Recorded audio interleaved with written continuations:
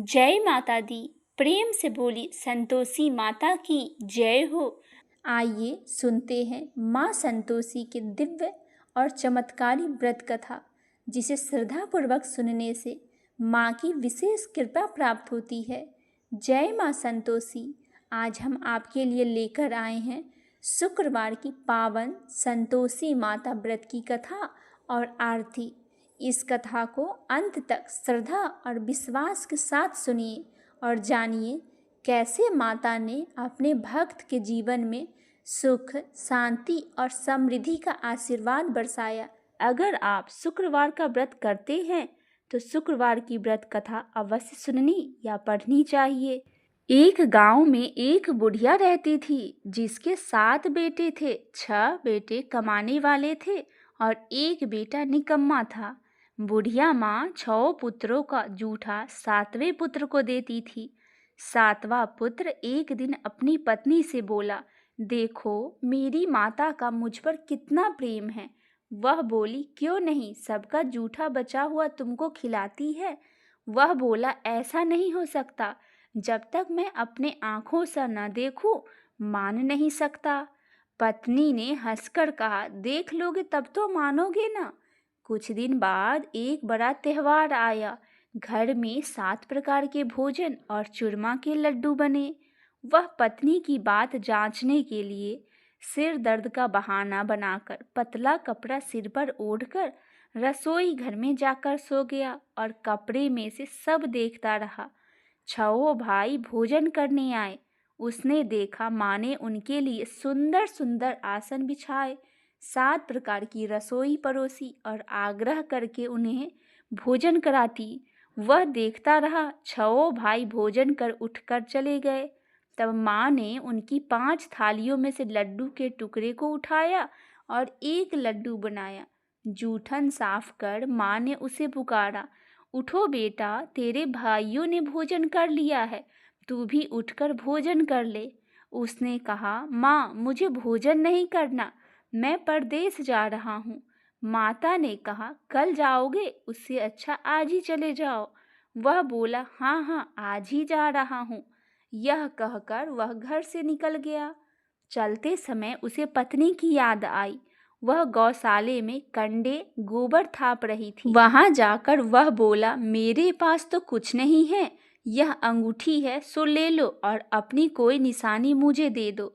वह बोली, मेरे पास क्या है, यह गोबर भरा हाथ है। यह कहकर पत्नी ने उसकी पीठ पर गोबर की हाथ की थाप मार दी। वह चल दिया। चलते चलते दूर देश में पहुंच गया। वहां एक साहूकार की दुकान थी। वहां जाकर बोला, सेठ जी मुझे नौकरी पर रख लो। साहूकार को नौकर की सख्त जरूरत थी। साहूकार ने कहा, काम देखकर तनख्वाह मिलेगी। उसने कहा, सेठ जी जैसा आप ठीक समझो। उसे साहूकार की यहाँ नौकरी मिल गई। वहाँ वह दिन रात काम करने लगा। कुछ दिन में दुकान का लेन देन, हिसाब किताब, ग्राहकों को माल बेचना, सारा काम करने लगा। साहूकार के 7-8 नौकर थे। वे सब चक्कर खाने लगे, लेकिन उसने अपनी लगन और परिश्रम और ईमानदारी से सभी को पीछे छोड़ दिया। उसे अपने किए का फल मिला। सेठ ने भी उसका काम देखा और 3 महीने में ही उसे मुनाफे का साझीदार बना लिया। परिश्रम करते करते 12 वर्ष में ही वह नगर का नामी सेठ बन गया और सेठ अपना सारा कारोबार उस पर छोड़कर बाहर चला गया। इतने में उसकी पत्नी पर क्या बीती वह आइए सुनते हैं। सास ससुर उसे दुख देने लगे। गृहस्थी का काम करवाकर उसे लकड़ी लेने जंगल में भेजते थे। इस बीच घर की रोटियों के आटे से जो भूसी निकलती थी, उसकी रोटी बनाकर रख दी जाती और फूटे नारियल की नरेली में पानी दिया जाता था। इस तरह दिन बीतते रहे। एक दिन वह जंगल में लकड़ी लेने जा रही थी, तब उसे रास्ते में बहुत सी स्त्रियां संतोषी माता का व्रत करती दिखाई दी। यह वहां खड़ी होकर पूछने लगी, बहनों, यह तुम किस देवता का व्रत करती हो और इसके करने से क्या फल होता है? इस व्रत के करने की क्या विधि है? यदि तुम अपने इस व्रत का विधान मुझे समझाकर कहोगी तो मैं तुम्हारा बड़ा एहसान मानूंगी। उनमें से एक स्त्री बोली, सुनो, यह संतोषी माता का व्रत है। इसके करने से निर्धनता, दरिद्रता का नाश होता है और लक्ष्मी आती है। मन की चिंताएं दूर होती है और मन को प्रसन्नता और शांति मिलती है। नीपुति को पुत्र मिलता है। प्रीतम बाहर गया हो तो वह शीघ्र लौट आता है। कुंवारी कन्या को मनपसंद वर मिलता है और चलता हुआ मुकदमा खत्म हो जाता है। कलह कलेश की निवृत्ति हो, सुख शांति होती है और घर में धन जमा हो, धन जायदाद का लाभ होता है तथा और भी मन में जो कुछ भी कामना हो, यह सब संतोषी माता की कृपा से पूरी हो जाती है। इसमें कोई भी संदेह नहीं है। वह पूछने लगी, यह व्रत कैसे किया जाता है, यह भी बताओ तो बड़ी कृपा होगी। वह स्त्री कहने लगी, बिना परेशानी, श्रद्धा और प्रेम से जितना भी बन सके प्रसाद लेना। 5.25 पैसे से 5.25 आने तथा इससे भी ज्यादा शक्ति और भक्ति के अनुसार गुड़ और चना ले। हर शुक्रवार को निराहार रहकर कथा कहना और सुनना। इसके बीच में क्रम न टूटे, लगातार नियम पालन करना। सुनने वाला कोई न मिले तो घी का दीपक जलाकर उसके आगे जल के पात्र को रखकर कथा कहना, परंतु नियम न टूटे जब तक कार्य सिद्ध न हो। नियम पालन करना और कार्य सिद्ध हो जाने पर व्रत का उद्यापन करना। 3 मास में माता पूरा फल प्रदान करती है। यदि किसी के ग्रह खोटे हैं तो भी माता 1 वर्ष में अवश्य ही उनको अनुकूल कर देती है। कार्य सिद्ध होने पर ही उद्यापन करना चाहिए, बीच में नहीं करना चाहिए। उद्यापन में 2.5 सेर का आटा, खाजा तथा इसी के अनुसार खीर तथा चने का साग बनाना। 8 बच्चों को भोजन कराना। जहाँ तक मिले देवर, जेठ, भाई, बंधु, कुटुंब के लड़के लेना। न मिले तो रिश्तेदार और पड़ोसियों को लड़के को बुलाना। उन्हें भोजन कराकर यथाशक्ति दक्षिणा दे। माता का नियम पूरा करना। ध्यान रखना उस दिन घर में कोई खटाई न खाए। यह सुनकर वह वहां से चल दी और रास्ते में लकड़ी के बोझ को बेच दिया और उन पैसों से गुड़ और चना ले माता की व्रत की तैयारी कर आगे चली।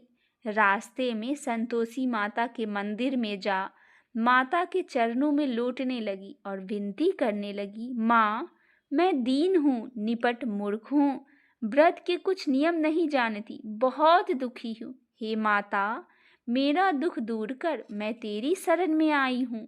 माता को दया आई। एक शुक्रवार बीता कि दूसरे शुक्रवार को ही उसके पति का पत्र आया और तीसरे शुक्रवार को उसका भेजा हुआ पैसा आ पहुंचा। यह देखकर जेठानी का मुंह सिकुड़ने लगा। इतने दिनों बाद इतना पैसा आया है, इसमें क्या बड़ाई है। लड़के ताने देने लगे। काकी के पास अब पत्र आने लगे, रुपया आने लगे। अब तो काकी की खातिर बढ़ेगी। अब तो काकी बुलाने से भी नहीं बोलेगी। बेचारी सरलता से कहती है, भैया, पत्र आए, रुपया आए तो हम सबके लिए अच्छा है। ऐसा कहकर आंखों में आंसू भरकर संतोषी माता के मंदिर में जा मातेश्वरी के चरणों में गिरकर रोने लगी। माँ, मैंने तुमसे पैसा नहीं मांगा, मुझे पैसे से क्या काम, मुझे तो अपने सुहाग से काम है। मैं तो अपने स्वामी के दर्शन और सेवा मांगती हूँ। तब माता ने प्रसन्न होकर कहा, जा बेटी, तेरा स्वामी जल्दी ही आएगा। यह सुन खुशी से बावली हो वह घर आकर काम करने लगी और संतोषी माँ विचार करने लगी, इस भोली पुत्री से मैंने कह तो दिया है कि तेरा पति शीघ्र आएगा, पर आएगा कहाँ से? वह तो इसे स्वप्न में भी याद नहीं करता। उसे इसकी याद दिलाने के लिए मुझे ही जाना पड़ेगा। संतोषी माता ने उस बुढ़िया के बेटे को स्वप्न में समझाया, पुत्र, तेरी घरवाली बहुत कष्ट उठा रही है। यह बोला, हाँ माता, यह तो मुझे मालूम है, परंतु क्या करूं? वहां कैसे जाऊं? परदेश की बात है, लेन देन का सारा हिसाब किताब है, कोई जाने का रास्ता नजर नहीं आता। आप ही कोई राह दिखाइए कि वहां कैसे जाऊं। माँ कहने लगी, सवेरे नहा धोकर संतोषी माता के नाम लेकर के घी का दीपक जलाना और दंडवत कर दुकान पर जाना और बैठना। देखते ही देखते तेरा लेन देन चुक जाएगा, जमा का माल भी बिक जाएगा और साँझ होते होते धन का ढेर लग जाएगा। वह अगले दिन सुबह सुबह जल्दी उठकर उसने अपने मित्र बंधुओं परिचितों से स्वप्न में माता द्वारा कही गई बात कह सुनाया। वह सब उसकी बात सुनकर उसकी खिल्ली उड़ाने लगे। वे कहने लगे कि कहीं कभी सपने की बात भी सच होती है। एक बूढ़ा व्यक्ति बहुत समझदार था। वह बोला, देखो भाई, मेरी बात मानो। इस तरह सांच या झूठ कहने के बदले देवता ने जैसा कहा है वैसा ही करने में तेरा क्या जाता है। बूढ़े की बात मानकर नहा धोकर उसने संतोषी माता को प्रणाम किया, फिर घी का दीपक जलाकर दुकान पर जाकर बैठा। शाम तक धन का ढेर लग गया। वह हैरान हुआ, मन में संतोषी माता का नाम लेकर प्रसन्न मन होकर घर जाने के वास्ते गहना कपड़ा सामान खरीदने लगा। सब काम से निपटकर अपने घर को रवाना हुआ। उधर उसकी पत्नी जंगल में लकड़ी लेने गई। लौटते वक्त थक जाने के कारण संतोषी माता के मंदिर पर विश्राम करने बैठ गई। यह तो उसका रोज रुकने का स्थान था। धूल उड़ती हुई देख उसने माता से पूछा, हे माता, यह धूल कैसी उड़ रही है। माँ ने कहा, हे पुत्री, तेरा पति आ रहा है। अब तू ऐसा कर, लकड़ियों के 3 बोझ बना, एक नदी के किनारे रख देना, दूसरा मेरे मंदिर पर और तीसरा अपने सिर पर रखकर तेरे पति को लकड़ी का गट्ठा देखकर मोह पैदा होगा। यह वहाँ रुकेगा, नाश्ता पानी बना खा पीकर माँ से मिलने जाएगा। तू लकड़ी का बोझ उठाकर जाना और बीच चौक में गट्ठा डालकर 3 आवाजें जोर से लगाना, लो सासू जी, लकड़ियों का गट्ठर लो, भूसी की रोटी दो, नारियल की खोपरे में पानी दो, आज कौन मेहमान आया है।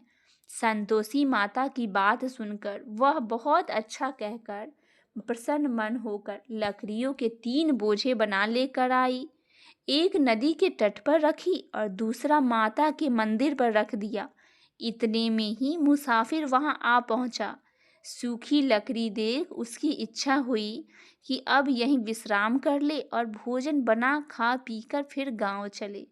इस प्रकार भोजन बनाकर विश्राम कर वह अपने गांव में गया। उसी समय बहू सिर पर लकड़ी का गट्ठर लेकर आई। उसने गट्ठर को आंगन में डाल दिया और जोर से 3 आवाजें दी, लो सासू जी, लकड़ियों का गट्ठर लो, भूसी की रोटी दो, नारियल की खोपड़ी में पानी दो, आज कौन मेहमान आया है। यह सुनकर सास ने अपने दिए हुए कष्टों को भुलाने हेतु कहती है, बहू तू ऐसा क्यों कहती है, तेरा मालिक ही तो आया है, बैठ मीठा भात खाकर कपड़े गहने पहन।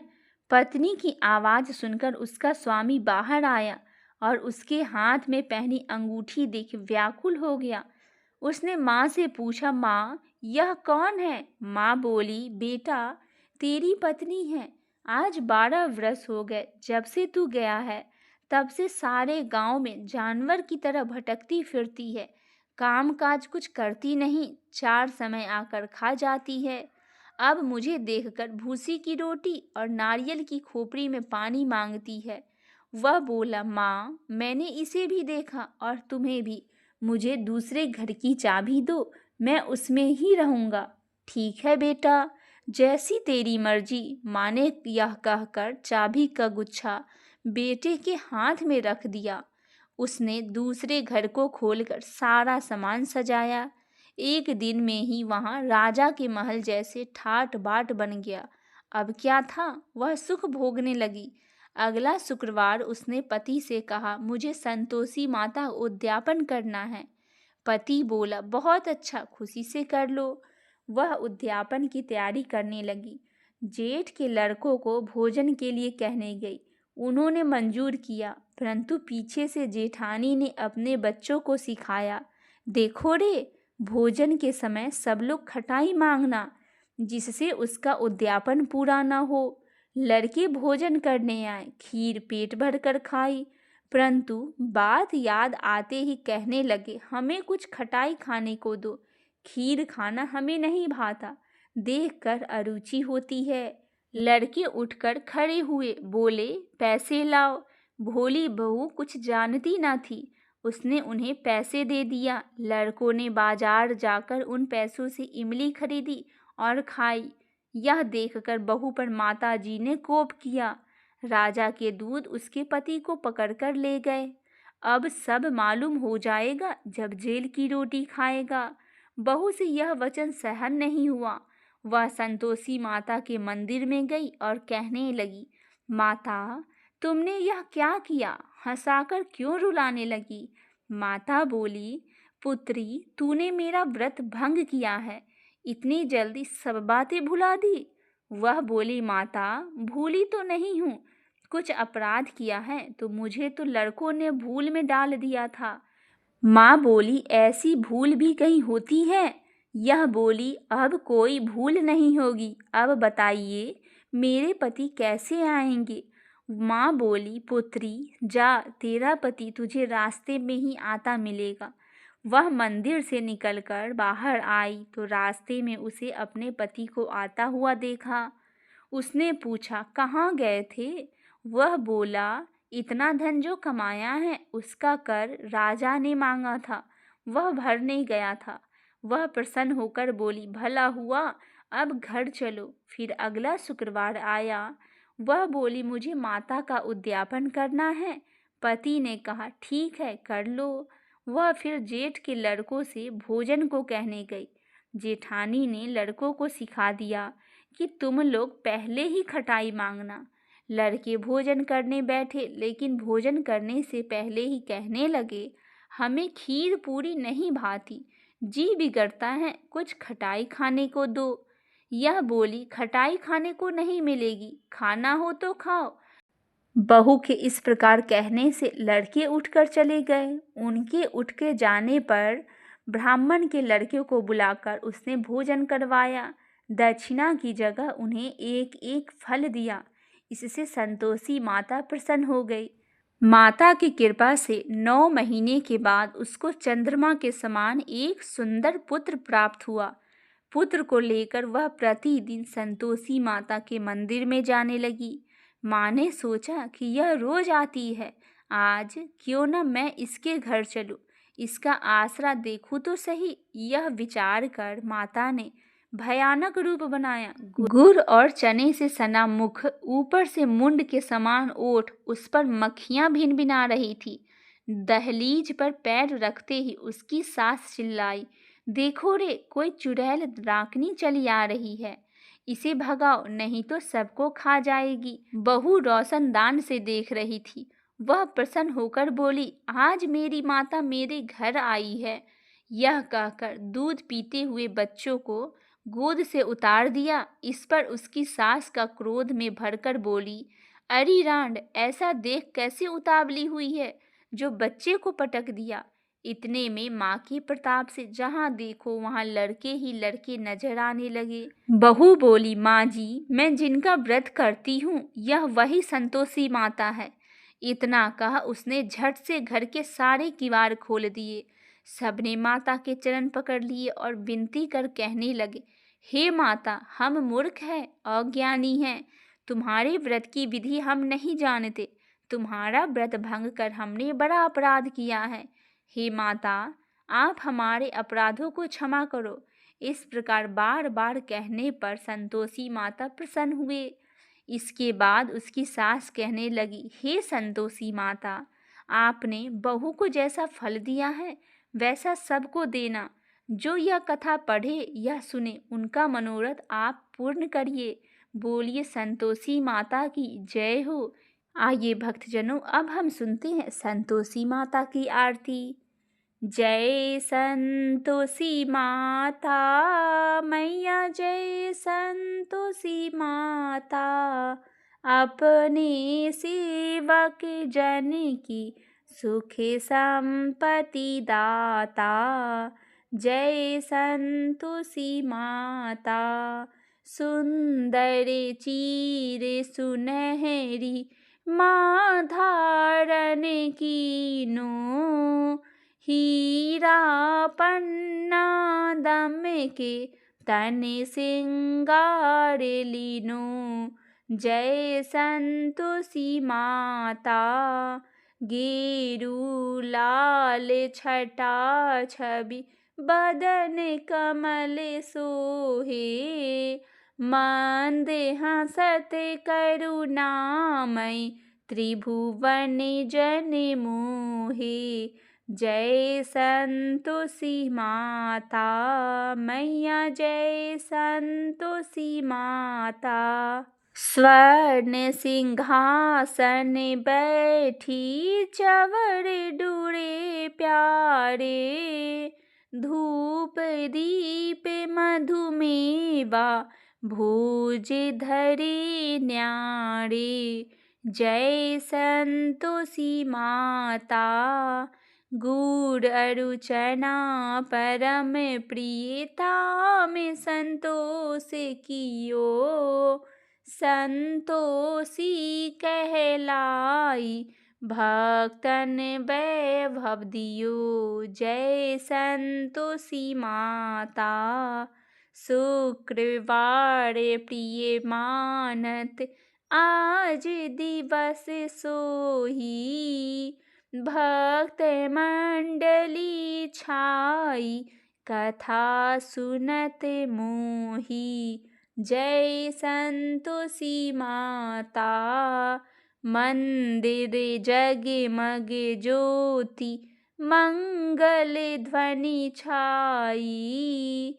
विनय करे हम सेवक चरणन सिर नाई। जय संतोषी माता। भक्ति भाव में पूजा अंगीकृत कीजे। जो मन बसे हमारे इच्छित फल दीजे। जय संतोषी माता। दुख दरिद्री रोगी संकट मुक्त किए। बहुधन धान भरे घर सुखी सौभाग्य दियो। जय संतोषी माता। ध्यान धरे जो तेरा वांछित फल पायो। पूजा कथा श्रवण कर घरे आनंद आयो। जय संतोषी माता। चरण गहे की लज्जा रखियो जगदम्बे। संकट तुही निवारी दयामयी अम्बे। जय संतोषी माता। संतोषी माता की आरती जो कोई नर गावे। रिद्धि सिद्धि सुख संपत्ति जी भर के पावे। जय संतोषी माता मैया जय संतोषी माता। अपने सेवक जन को सुख संपत्ति दाता। मैया जय संतोषी माता। बोलिए संतोषी माता की जय हो।